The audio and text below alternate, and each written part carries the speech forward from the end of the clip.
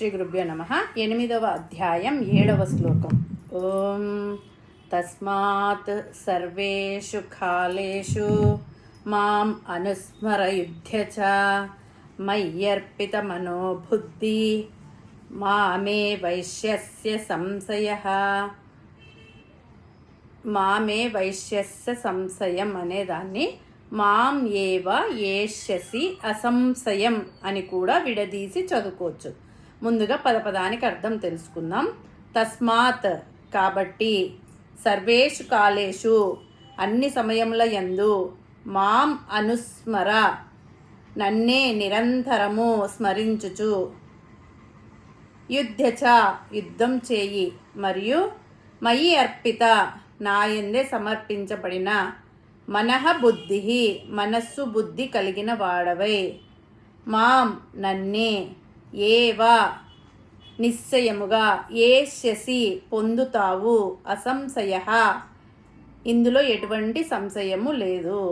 పరమాత్మ ఏమంటున్నాడంటే, కాబట్టి అర్జున, నువ్వు ఎల్లప్పుడూ నన్ను స్మరిస్తూనే నీ కర్తవ్యమైన యుద్ధాన్ని చెయ్యి. నీ మనస్సును బుద్ధిని నాకే అంకితం చేయడం ద్వారా నువ్వు నిస్సందేహంగా నన్నే చేరుకుంటావు.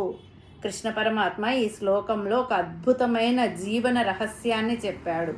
లౌకిక బాధ్యతలను వదిలేసి అడవులకు వెళ్ళిపోవాల్సిన అవసరం లేదని, సంసారంలో ఉంటూనే తన కర్తవ్యాన్ని నిర్వహిస్తూనే భగవంతుణ్ణి ఎలా చేరుకోవచ్చో ఇక్కడ వివరించాడు. ఇంకా ఏం చెప్తున్నాడంటే పరమాత్మ, ఈ శ్లోకం అర్జునుడిని ఉద్దేశించి చెప్పాడు కాబట్టి యుద్ధం చేయమన్నాడు. మనం కూడా ఈ సంసారం అనే యుద్ధం చేసేటప్పుడు నిరంతరం పరమాత్మను మనస్సులో బుద్ధిలో నిలుపుకొని దైనందిన కార్యక్రమాలు నిర్వర్తించాలి.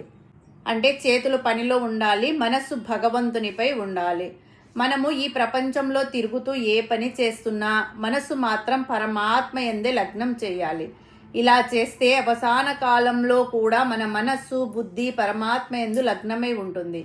కాబట్టి సర్వేషు కాలేషు అంటే సర్వకాల సర్వావస్థల యందు మాం అనుస్మర నన్నే స్మరించు అని చెప్పాడు పరమాత్మ. అలా చెబుతూ అర్జునుని ఉద్దేశించి మరొక మాట కూడా అన్నాడు పరమాత్మ. యుధ్యచ అంటే యుద్ధం చేయి, నీ మనస్సును బుద్ధిని నా యందు ఉంచి యుద్ధం చేస్తే నన్నే పొందుతావు అని మామూలు అర్థం. యుద్ధం ఎంతసేపు చేస్తాడు? కొద్ది రోజులు చేస్తాడు. సర్వేషు కాలేషు అనడం ఎందుకు? పైగా పరమాత్మ జ్ఞాన బోధ చేస్తూ ఉన్నట్టుండి యుద్ధమని ఎందుకు చెప్పాడు? ఈ రెండు పదాలకు పొందన కుదరడం లేదు. కాబట్టి వాటిని ఈ విధంగా సమన్వయం చేస్తే సరిపోతుంది. ఇక్కడ యుద్ధం అంటే మామూలు యుద్ధం కాదు, జీవిత యుద్ధం. ప్రతిరోజు మానవుడు చేసే యుద్ధం, సంసార యుద్ధం. ఇప్పుడు ఒక సందేహం వస్తుంది, ఎప్పుడు దైవధ్యానం చేస్తుంటే మరి ఉద్యోగం ఎలా చేయాలి, వ్యాపారం ఎలా చేయాలి, కూలీ నాలి ఎలా చేయాలి, పొట్ట ఎలా పోషించుకోవాలి అనే ప్రశ్న కూడా వస్తుంది. దానికి సమాధానమే ఈ శ్లోకం. ఈ దైనందిన యుద్ధంలో ఎవరు ఏ పని చేస్తున్నా సర్వేషు కాలేషు అన్ని కాలాలలో నన్ను ధ్యానిస్తే చాలు.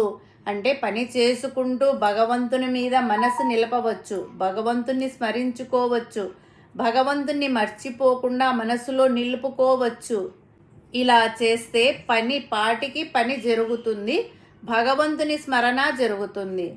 ఇదే ఈ శ్లోకంలో అంతరార్థం. మనము నగర జీవనంలో పడి అన్నీ మర్చిపోయాం, కానీ పల్లెలలో కూలీ పని చేసుకుంటూ కీర్తనలు, భగవంతుని మీద పాటలు పాడుకుంటూ పని చేసేవారు. తల్లులు పిల్లలను నిద్రపుచ్చేటప్పుడు జో అచ్యుతానంద జో జో ముకుంద అని పరమాత్మను నిద్రపుచ్చుతున్నట్లు అనుభూతి చెందేవారు. అమ్మమ్మలు నానమ్మలు కూడా ఇంట్లో పనులు చేసుకుంటూ దేవుడి పాటలు కీర్తనలు పాడుకుంటూ పనులు చేసుకునేవారు. ఈ కాలంలో మనకు అన్నీ తెలుసు అనే అపోహలో పడి ఇటువంటి మంచి పనులు చేయడం మర్చిపోయాము. అర్థం లేని టీవీ సీరియల్స్ చూస్తూ కాలం గడుపుతున్నాము. అర్జునుడు యుద్ధం చేస్తూ కూడా పరమాత్మను మనసులో స్మరిస్తూ ఉంటే, ఒకవేళ యుద్ధంలో మరణిస్తే చివరి క్షణంలో పరమాత్మను తలుచుకుంటున్నాడు కాబట్టి అదే భావనలో ఉండి పరమాత్మలో లీనమవుతాడు. భయంకరమైన యుద్ధం చేస్తున్నప్పుడే అర్జునుడు భగవంతుణ్ణి స్మరిస్తూ యుద్ధం చేస్తే ఇక మనం మామూలు పనులు చేస్తూ పరమాత్మను ఎందుకు స్మరించుకోకూడదు? ఇక్కడ ఒక సందేహం వస్తుంది. మనకు ఉన్నది ఒకే మనస్సు పెట్టి పనులు చేయాలి. కాబట్టి ఒకసారి మన మనస్సును ఇటు చేసే పని మీద అటు పరమాత్మ మీద ఎలా లగ్నం చేయగలము? కానీ మనం ఒక విషయం మర్చిపోతున్నాం. మనకు 2 మనస్సులు ఉన్నాయి. ఒకటి బాహ్య ప్రపంచంలో పనిచేసే మనసు, దానినే కాన్షియస్ మైండ్ అంటారు. రెండవది సబ్ కాన్షియస్ మైండ్. మనం ఆఫీస్లో కానీ ఫ్యాక్టరీలో కానీ పనిచేస్తున్నా మన సబ్ కాన్షియస్ మైండ్లో ఏవేవో ఆలోచనలు మెదులుతుంటాయి.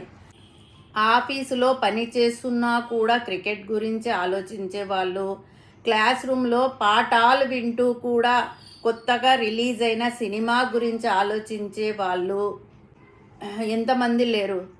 కాబట్టి మన సబ్ కాన్షియస్ మైండ్లో పనికి మాలిన ఆలోచనలు చేయకుండా దానిని పరమాత్మ మీదకి మళ్లించాలి. అప్పుడు మనం ఏ పని చేస్తున్నా మన అంతఃకరణలో పరమాత్మ ధ్యానం జరుగుతూ ఉంటుంది. దీనికి నిరంతర అభ్యాసం కావాలి. దానికి ఒక సులభ ఉపాయం కూడా చెప్పాడు పరమాత్మ. మై అర్పిత మనోబుద్ధి అన్నాడు. అంటే నీ మనస్సు బుద్ధి నాకు అర్పించు, నీ సంగతి నేను చూసుకుంటాను. మరలా అంటున్నాడు, అసంశయం, సందేహం లేకుండా నన్నే పొందుతావు, నీ సంగతి నాకు వదిలిపెట్టు అని ఖచ్చితంగా చెప్తున్నాడు పరమాత్మ. ఈ శ్లోకం మనకు ధైర్యాన్ని ఇస్తుంది.